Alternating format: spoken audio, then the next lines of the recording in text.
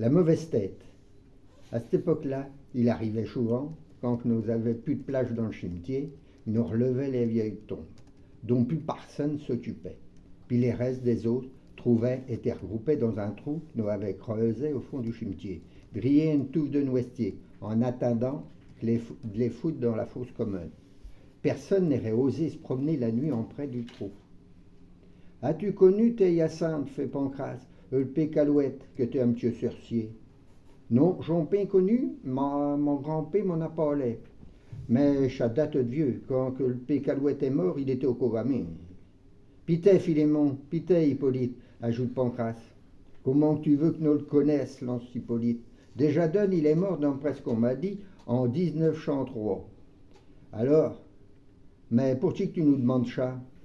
J'en vu le cantonnier ce matin, fait Pancrace. Ils ont relevé la tombe du sorcier, puis ont foutu les restes dans le trou.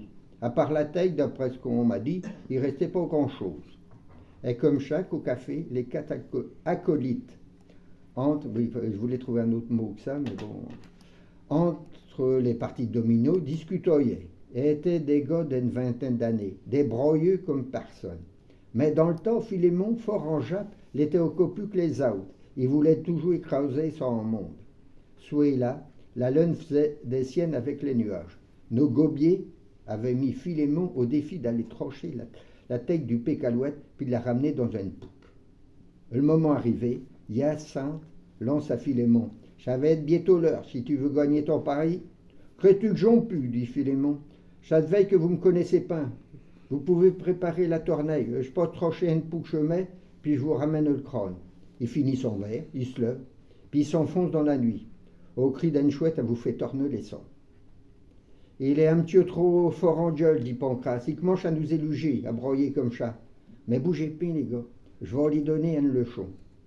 Qu'il y fasse passer sa chapette. Je connais un raccourci pour le cimetière, m'en va y faire un de ses pus. Notre gosse triste, en travers un chemin caché entre les haies. Arrivant sur plage, Pancrace se cache derrière bosquet. Noisetier pour être bien aperçu. Philémon arrive en chifflant pour se donner du courage. Il regarde si personne, s'il veille personne. Non, s'il veille quelqu'un. Personne. Pancrace bougeait pas. Il veille pas son compère dans le loin, mais devinez les jets d'après les commentaires de Philémon. Notre broyard, déjà donne, saute dans la fosse. Il se penche à tâtons, avance la main pour trouver la tête. Uxeti Calais. Il chante sous sa main la surface lisse et frette du crâne. Il eut bien un frisson quand même, mais pour se donner du courage, il chanta.